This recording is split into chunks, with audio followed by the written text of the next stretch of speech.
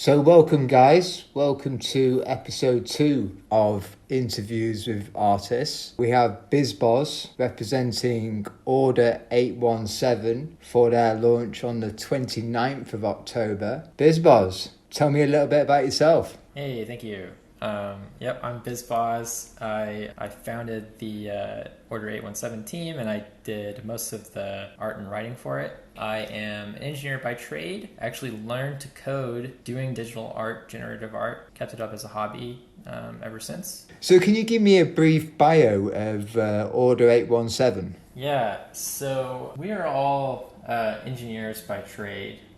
The first team member, I guess, my close friend Natalie, we've been doing projects together since we were like age 11 or 12. Yeah, we've pretty much like never stopped. So, we've done like a lot of world building projects together and coding projects together. And so this was a world building and coding project. So I involved her. We have our community lead, Nymph. She's also an engineer by trade. She actually runs a startup. There's also Noah, who is more of an advisor, and he advises us with like tokenomics and... Ooh, a sneak little peek of what's to come there. I like it. So tell me what's going to happen between now and the 29th of October. Yeah, so we've got a lot in the pipeline, and it's already been really fun. So like the events and stuff have already started. So basically, we put up this page called Visions. So you can go to order817.io/visions, and that will show you a randomly generated angel. We had access to this, like weeks before it was something we put out there. Like we spent an enormous amount of time just like clicking over and yeah, same here. When I got the access to the website myself, just clicking that button and sitting there drooling and watching each angel. Yeah, so now we've got everybody else doing that too, and it's a blast. And then the other thing we've got going on is we've got several Twitter spaces and little podcast appearances or meetup appearances in the pipeline. And I think the biggest one is probably going to be the WIP meetup, or WIP meetup, hosted on the 28th. So Thursday before midday, and we're going to be coming on there, and we're going to be like running a bunch of games, more giveaways based on that, and also roles in the Discord. So we've got like so you've got loads going on up until launch day. The best way to stay tuned for that stuff is to get in the Discord. That's kind of like our premier communication channel, and then the second best way would be follow us on Twitter. Obviously, you should do both. Yeah. So tell me a little bit more about how the idea was conceived. I knew that I wanted to do something that like broke new ground and that I thought was innovative. One of the ways that I was interested in doing that was that like a lot of existing generative art projects have a sort of defined structure, and then you can kind of like re-roll some properties and effects and colors and stuff. But I wanted to make something that was like super varied, and that we could make an algorithm that would surprise me and make things that were like emergent and not predefined, so that there would be a lot of variety. So that was like one of the guiding principles of the art. And then aside from that, I just kind of like sat down and kind of entered this like fugue state where I was just like writing about like this like crazy secret organization that had discovered these angels using math.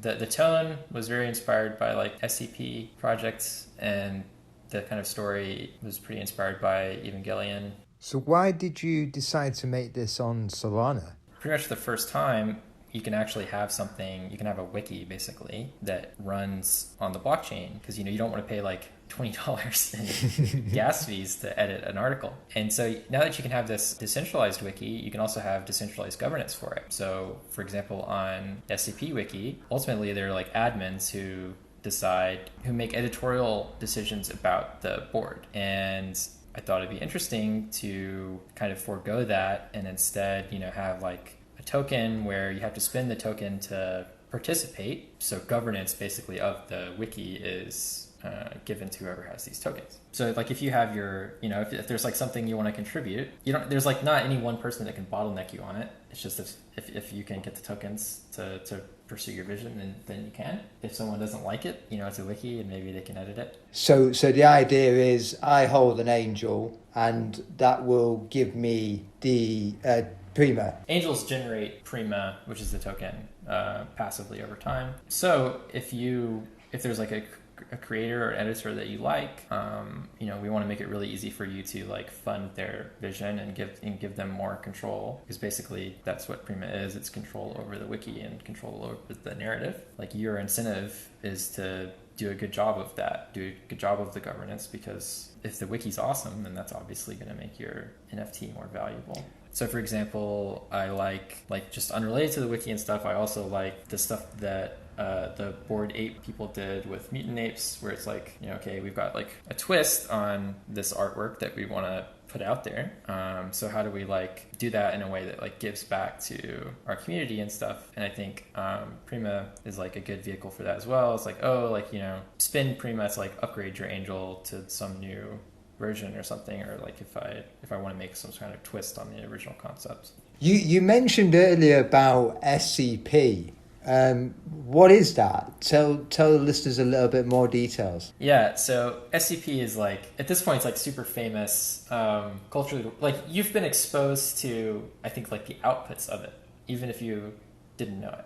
So it's like this big wiki where anybody can come in and write these stories, and the lore is, so SCP stands for Secure, Contain, Protect, and the lore is basically that you've got this secret organization called the Foundation, and they are responsible for holding onto and these like dangerous or crazy artifacts or creatures or whatever, and making sure that they don't escape and wreak havoc, but also keeping them safe. And then sort of the format of the wiki is like, everything is written, as though it's in universe, right? It's like written as an in-universe entry to a database.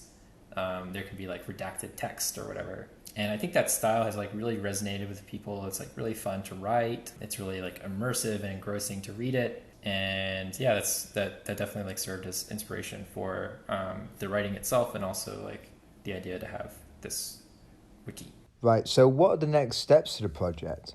We want to give a sort of light version of the wiki pretty quickly, like within a few weeks of launch. We want to give everybody the ability to edit the page for their angels. And from then on, we also want to quickly, like by the end of November, I think, start really drilling down with the community about, okay, like here's exactly like a white paper for how this, because it's basically a DAO, and we want to get feedback on that before we sort of jump in or lock into anything. In the meantime, we want to reach out to writers, grow the team a little. Right, okay, so what about the kind of next steps for Order 817? When's the release of the wiki, for instance? Our goal is to have the full wiki released in January 2022, so this upcoming January. Yeah, that's when we want to have like basically the experiment to have begun. We want the feature set to be developed enough where this thing can kind of be community governed and people can collaborate and sort of build out the universe beyond just their angels. So yeah, upcoming January.